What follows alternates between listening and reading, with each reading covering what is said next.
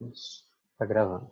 Bem, novamente, bom dia a todos, bom dia a todas aí. Espero que tenham passado bem de ontem para hoje. Vamos começar a aula aqui. Por favor, me lembrem da gente ligar as câmeras no finalzinho da aula, tá? Que quero ver todo mundo aí. Agora não dá para colocar, porque senão acaba ficando muito lento, mas aí depois a gente coloca aí para se ver, tá bem? Turma, seguinte aqui. Na aula de ontem, eu estava falando sobre pontos positivos e sobre os pontos negativos sobre o processo da industrialização brasileira, né? Então, nós estávamos falando com relação à era ali do Juscelino Kubitschek, né? E aí temos lá os pontos positivos, que foi a urbanização, acesso à saúde, saneamento, criação das cidades, né?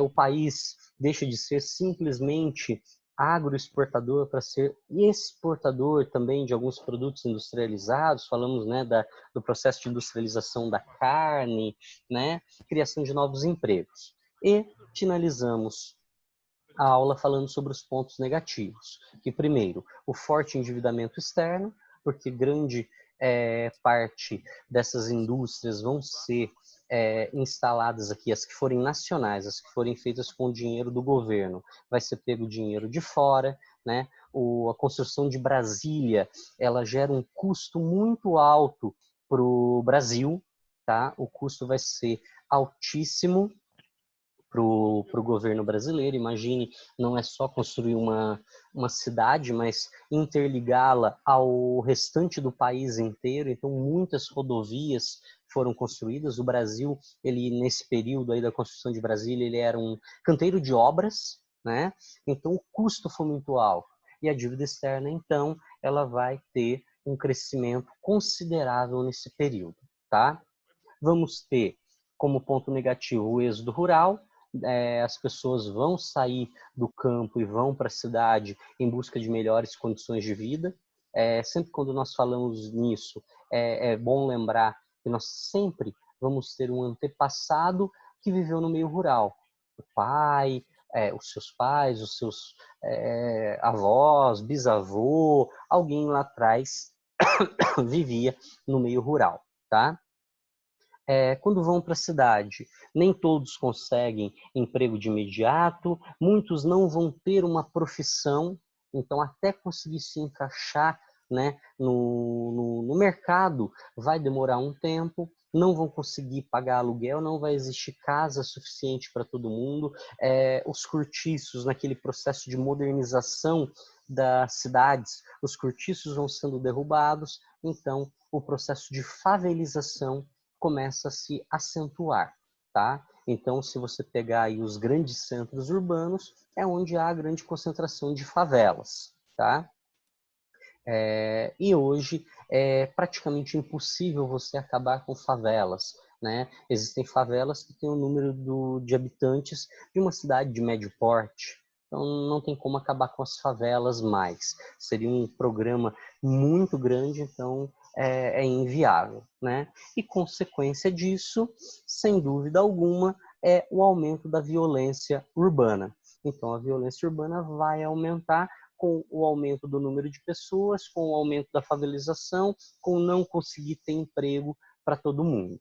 Isso são consequências negativas desse processo, tá?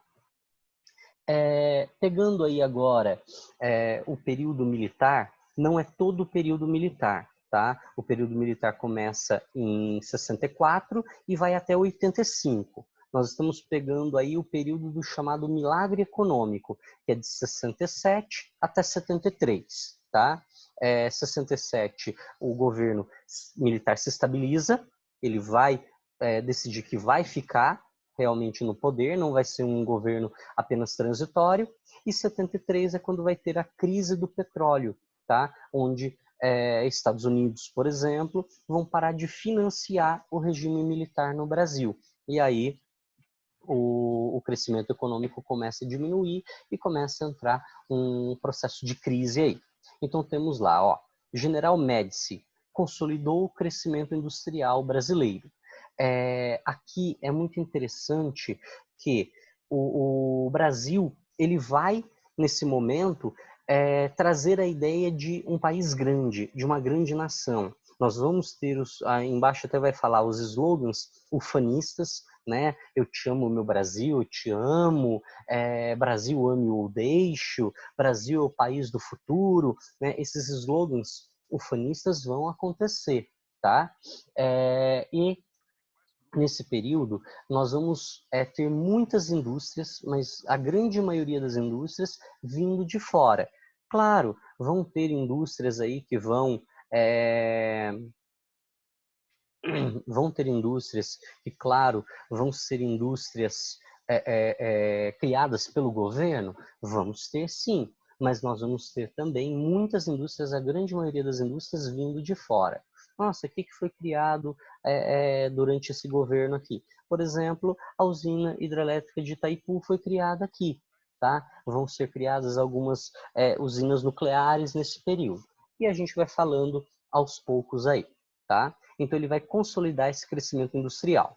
Depois nós temos os recursos usados em empresas estatais, privadas, multinacionais, principalmente no segmento industrial. Então, o foco do governo militar nesse período era investir em indústrias, não necessariamente mais na agricultura, e sim nessa parte industrial.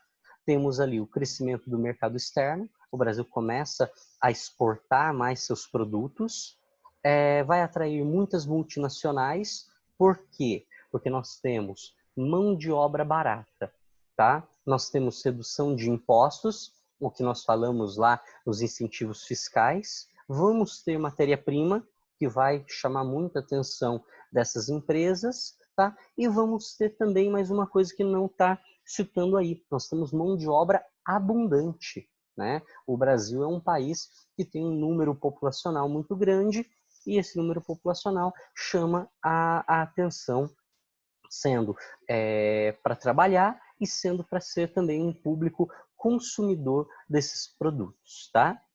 Temos aqui, né, qualquer manifestação por melhores salários eram reprimidos, estávamos vivendo um regime militar, então não é permitido movimentações contrárias ao que o governo permite, então qualquer manifestação por tentar melhorar salário era proibido, e isso é interessante, porque para uma empresa não ter manifestação contrária a um aumento de salário, não ter greves, não ter paralisações, isso é maravilhoso, né, para uma indústria. Então, as indústrias também se sentem confortáveis vindo para o Brasil.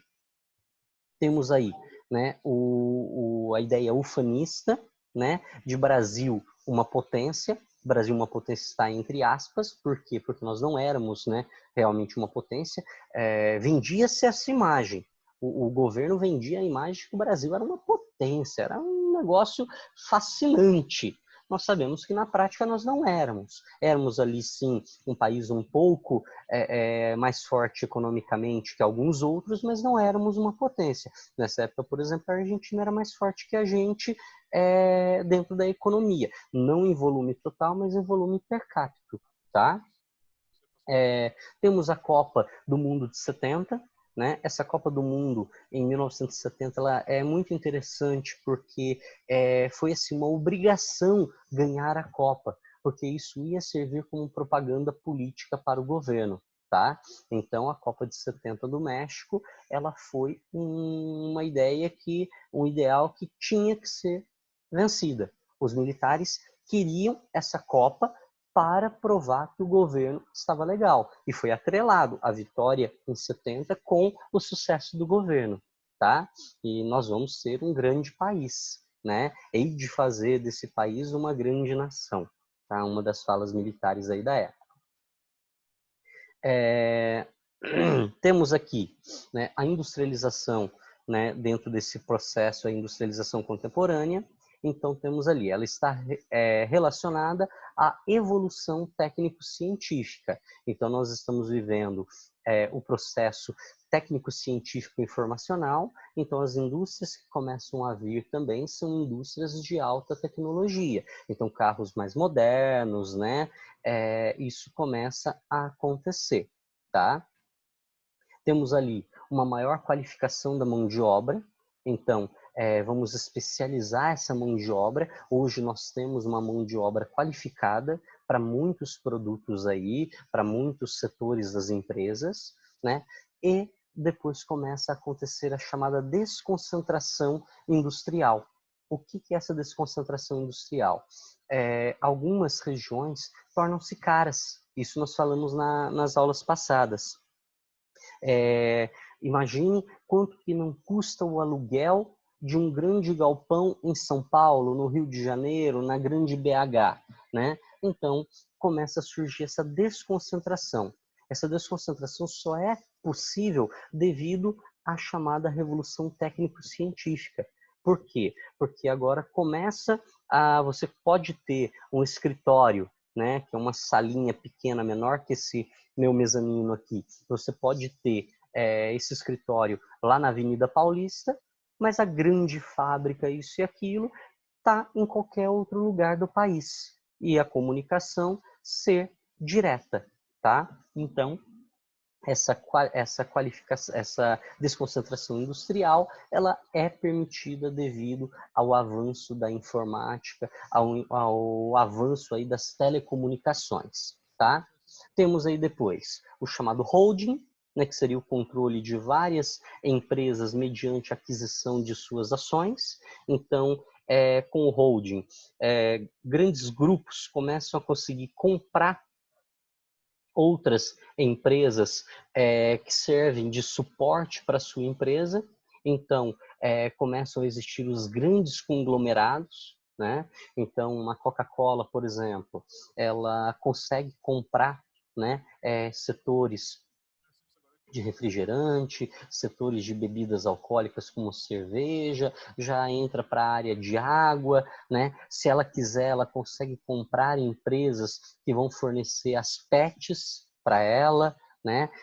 Ela consegue comprar empresas que vão fornecer a matéria-prima. Então, isso é o holding, né? Aquisição aí, né, de ações, tá? De empresas e comprando ações dessas empresas para deter um maior controle. Bem, importante aqui, né? A cafeicultura, ela ainda no princípio, um ponto muito importante para o Brasil. Lembrando, o café ele ainda é importante para o país, tá? Mas hoje não é mais necessariamente o carro-chefe. Hoje nós conseguimos fazer uma diversificação da nossa exportação. Hoje nós somos grandes exportadores de café, grandes exportadores de soja, de milho, de algodão, temos uma grande exportação do algodão, do trigo. Trigo, na verdade, a gente não exporta muito, não. Na verdade, a gente mais importa, tá? Nós temos de carne, temos alguns produtos industrializados aí, então nós conseguimos diversificar, né? Então temos aí, primeiro ponto era a cafeicultura, as guerras mundiais fazem com que a gente tenha que se mover, né, e cria indústrias. Aí o Vargas cria as indústrias de base, o JK vai criar as chamadas indústrias de bens de consumo duráveis. Grande parte dessas indústrias não são do governo, e sim capital estrangeiro. Então começa a entrar indústrias de fora aqui. E temos o período da ditadura militar, que continua esse capital estrangeiro vindo para o Brasil, mas o governo também ele começa a construir algumas indústrias e fazer investimentos. Vamos lembrar uma coisa, quando fala-se em dívida externa, a dívida externa ela começou a ser contraída desde o início da independência do Brasil, mas o grande boom da dívida externa aconteceu durante o regime militar. Nós tínhamos aí uma dívida externa de 3,5, alguns lugares fala 3,8 bilhões, e nós passamos, quando entra o regime militar, e quando termina o regime militar, nós passamos a ter 43,5 bilhões, tá? A nossa dívida externa. Então, o grande montante da dívida externa foi contraído durante os 21 anos do regime militar. Por quê? Porque foram feitos investimentos grandes, mas que muitos deles não davam retorno. O que foi investido muito grande aí, que o custo é muito alto? Construir a usina de Itaipu. A usina de Itaipu, o custo foi altíssimo. Construir uma usina hidrelétrica é muito alto o custo. Claro, depois a geração de energia é uma das mais baratas que existem, mas construir a usina é muito caro. Depois, construímos a Transamazônica, né? A Transamazônica era uma grande rodovia que até hoje não foi terminada. E qual que é o retorno para a construção dessa rodovia? Zero. Durante o regime militar foi construído a Ponte Rio-Niterói. Era a maior ponte sobre o mar do mundo na época que ela foi construída. Mas não tem um retorno, não existe um retorno financeiro sobre isso. Diferente, caso se você construa uma indústria, como Vargas fez, né? Construiu a CSN, construiu a Vale, construiu a Petrobras, isso começa a dar um retorno, dinheiro, gerar dinheiro. O que foi feito durante o regime militar não gerava um dinheiro de retorno, tá? Bem, aqui nós temos então os tecnopolos, né, que a gente começa a falar mais especificamente. Eu citei muitos tecnopolos naquela aula gravada, aqui a gente começa a trabalhar um pouquinho mais eles. Então temos aí, tá? Os tecnopolos, né? Eles são centros industriais, desculpa. São centros industriais ou cidades com um conjunto de métodos industriais de inovação tecnológica. Então é onde você vê o máximo de tecnologia, o máximo de desenvolvimento dentro dessa parte tecnológica para as indústrias. Isso pode ser um centro industrial, pode ser uma cidade como um todo, né? São capazes de criar...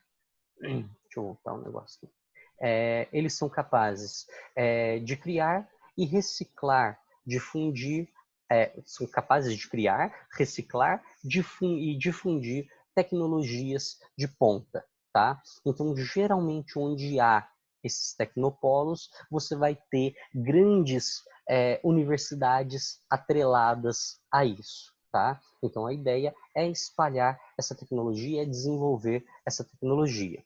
Temos ali o apoio de universidades e grandes instituições de ensino. Então, sempre temos, né, isso por trás. Então, nós vamos falar, por exemplo, aqui, né, da região de São José do Rio Preto. Ali é um tecnopolo, muito próximo ao Rio de Janeiro, São Paulo, como nós citamos lá, né? Nós podemos falar aqui na região de São Carlos, é outro tecnopolo, né? Temos onde tem a Embraer, onde tem, né, algumas ETECs, né? Tudo isso são chamados de tecnopolos, tá? Temos aqui a mão de obra, né, de elevado padrão técnico científico, tá? Então, tudo isso contribui para que a alta tecnologia possa acontecer.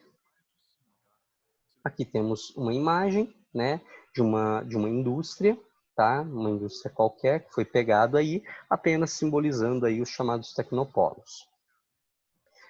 A região sudeste, né, é o responsável por mais da metade de toda a atividade industrial do país. Então, nós podemos dizer que mais da metade das indústrias das atividades industriais estão aqui na região sudeste, tá? Muitas vezes eu cito para vocês que nós vivemos aí numa região extremamente bacana, porque nós estamos muito próximos, nós estamos no coração do Brasil, uma região muito rica, tá?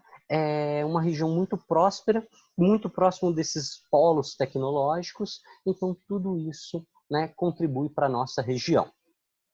O estado de São Paulo é o maior destaque, concentra cerca de 40% dos estabelecimentos industriais e 48% do pessoal ocupado nas indústrias. Então, né, quando nós falamos em Sudeste, uma região muito importante, e São Paulo, a região mais importante, o estado mais importante do Sudeste, consequentemente do Brasil, tá?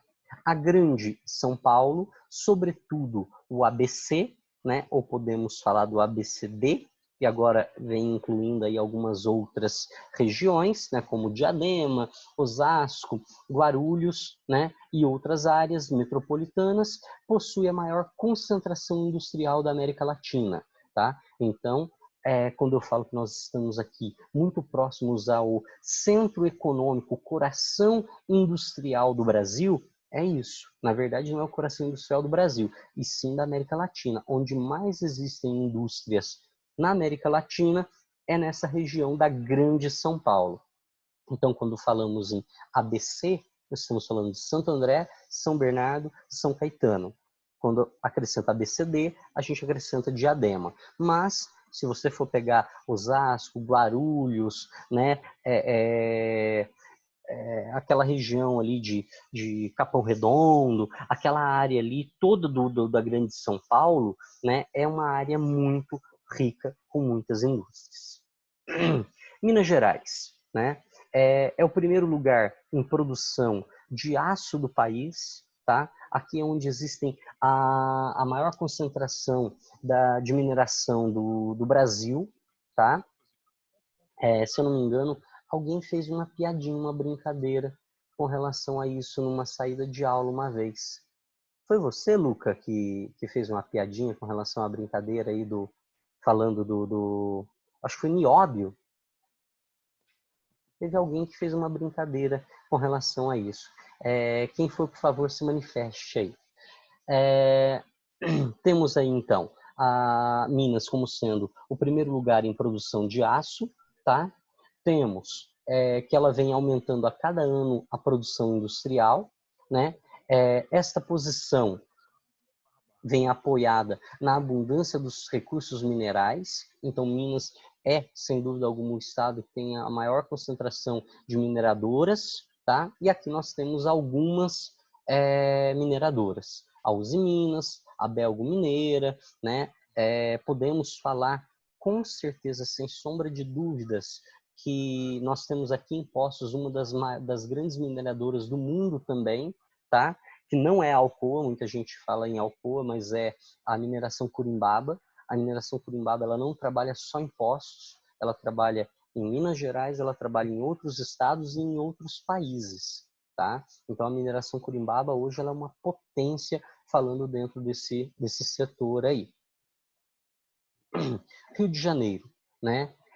Temos aí o Grande Rio, né? Que é também chamado de polo industrial, tá? Temos a construção naval naquela região, a parte química, refino de petróleo, parte do turismo, né? Nós temos a parte das usinas geradoras de energia ali também, como, por exemplo, Angra 1 e Angra 2, tá?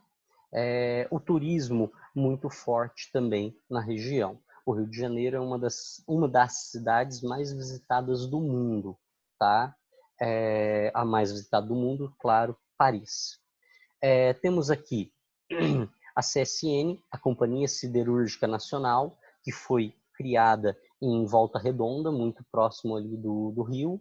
Temos, né, a Siderúrgica de Barra Mansa, tá? Então o Rio de Janeiro também tem uma concentração muito grande de indústrias aí.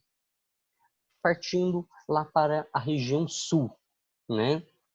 A região sul, logo após a região sudeste, é a região mais industrializada do Brasil.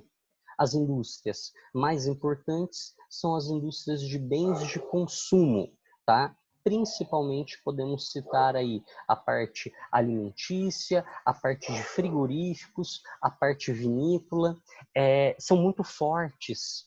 Quando falamos na parte vinícola, né, se vocês forem um dia dar uma analisada em vinhos, vocês vão ver que os vinhos nacionais, a grande quantidade de vinhos nacionais, a grande parcela dos vinhos nacionais, são produzidos no sul do país. Inclusive, quem for aqui qualquer dia desses almoçar ali na Casa Geraldo, que é muito bacana ali o almoço, se vocês forem ali na Casa Geraldo, existe um tour que você faz para conhecer realmente como é o processo de produção do vinho. E eles vão falar que grande parte dos vinhos hoje não são produzidos ali, das uvas não são produzidas ali, são produzidas no sul e importadas ali, trazidas para cá. Tá? Inclusive, eles montaram, né, uma Casa Geraldo, vamos dizer assim, uma produção de vinho lá no sul, tá? Para poderem trazer esse vinho já pronto de lá. Tá? Temos aqui, né, então, outra indústria que é muito forte, que é a indústria de couro. Tá? A indústria de couro no sul do país é muito forte. Então, grande parte aí dos sapatos que são produzidos, das blusas, tudo derivado do couro é feito lá no sul do país. Tá? A influência muito forte da colonização europeia, né? Muitos poloneses naquela região, muitos alemães. Tá? Região centro-oeste, região norte e região nordeste. Tá? Temos ali, né, a região norte é a terceira mais industrializada. Isso se deve muito à colonização ter acontecido ali e deve-se muito também a ela ser a região mais próxima da Europa, tá? Dos Estados Unidos ali, né? Ser banhada pelo Oceano Atlântico. Então, temos ali, é a terceira mais industrializada, temos produtos minerais, alimentação, metalúrgica, refino de petróleo, fumo, entre outros. Fumo fica no Recôncavo Baiano, tá? A região norte, né, o setor eletrônico é muito forte, principalmente em Manaus, tá? Por quê? Porque ali existe a Zona Franca de Manaus. Quer dizer que as indústrias que se instalarem ali, né, tem várias isenções de impostos. Então, quando você vai ver, por exemplo, as montadoras de motos, a grande maioria das montadoras de motos estão ali, tá? Na região de Manaus. Temos Belém e Macapá, que são centros importantes aí dentro desse processo de industrialização também. Mas, por favor, lembre-se que é bem menor do que a região sudeste, tá? Região centro-oeste, nós temos a mecanização das atividades primárias. Então, a região centro-oeste, não que ela tenha muitas indústrias, na verdade, ela consome muito desses maquinários, né? As colheitadeiras, isso e aquilo para o setor primário, tá? E temos, né, regiões periféricas, que são chamados de enclaves industriais, ou seja, as regiões periféricas que têm poucas indústrias e conseguem absorver pouco dessa industrialização que é produzida aqui, tá? Bem, produção no espaço urbano. Galera, alguma dúvida até então? Alguma coisa Krieger, aí? Pode falar, eu queria fazer uma pergunta para você. por favor. Caso o país venha de fato a sofrer de uma crise econômica devido a essa pandemia, considerando a industrialização e os setores de produção de cada região do país, qual você acha que seria mais acometida por essa crise? Você quer saber qual seria o setor que seria mais acometido pela crise? A região, na verdade, seria a região norte, nordeste, centro-oeste, por Ah, exemplo. tá. O, é, é, não esqueci o nome. O Mini Paulinho? Eu mesmo. Luiz Felipe. Desculpa, falhou o nome. Nada capaz. Luiz, o seguinte, é sempre importante a gente lembrar do seguinte ponto. Quem que mais sofre em uma crise? O mais pobre.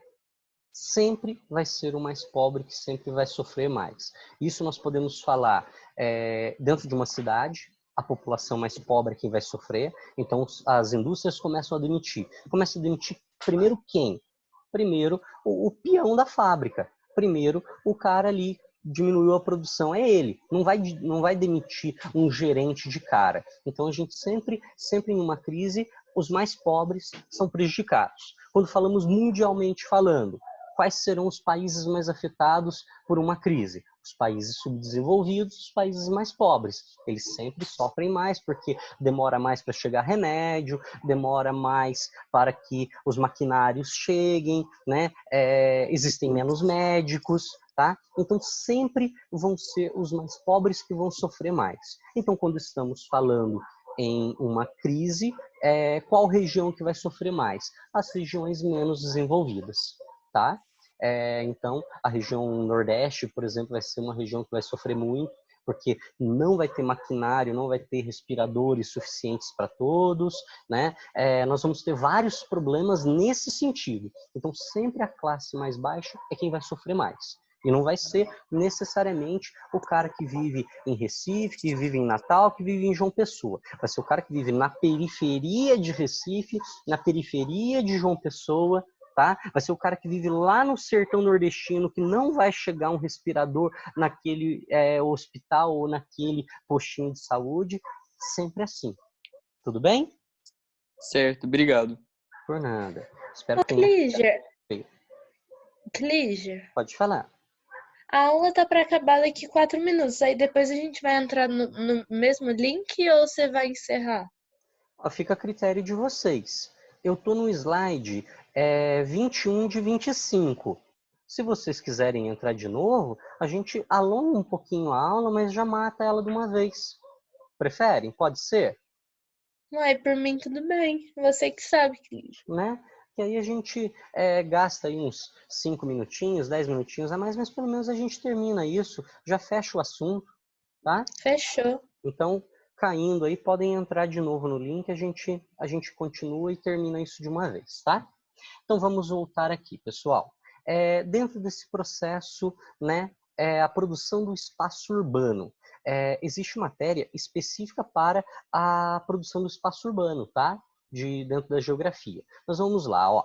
A urbanização ela ocorre quando há aumento da porcentagem da população urbana e está relacionado ao conjunto de intervenção do espaço urbano para melhores infraestruturas. Então, né, o espaço urbano, ele pode acontecer, a ocupação do espaço urbano, ela pode acontecer de uma maneira organizada ou pode acontecer de uma maneira desorganizada, tá? E aí nós precisamos saber o que o governo vai fazer para se ter uma melhor infraestrutura ou uma pior infraestrutura, né?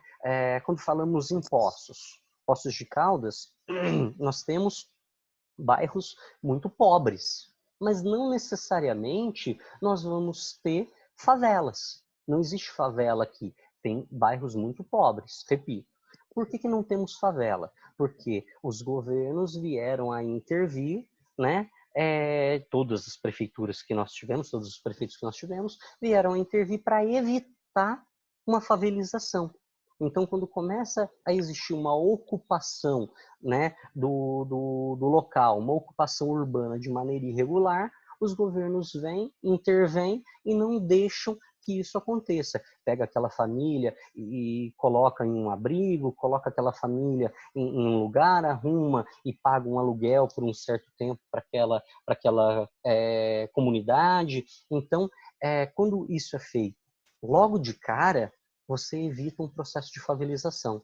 Quando isso não é feito, aí surge a favelização, né? E a favela sendo criada uma vez, é muito difícil ela ser retirada do local. Vocês devem se lembrar, eu citei alguns anos atrás, eu acho que vocês deviam estar lá no primeiro ano do ensino médio, estava surgindo um princípio de favelização depois que você passa o trevo da Bianucci, antes de chegar no Walter Word, do lado esquerdo ali, estava começando a ter um processo de favelização, né? Aí a prefeitura logo veio a intervir, tirar aquela família dali, era um homem com a sua esposa e alguns filhos, tiraram para que não existisse isso. Mas se você deixar, dali a pouco tem outra família e outra, alguns barracos são criados, 20, 30, 50 famílias, e aí você não consegue mais organizar e resolver esse problema urbano, tá?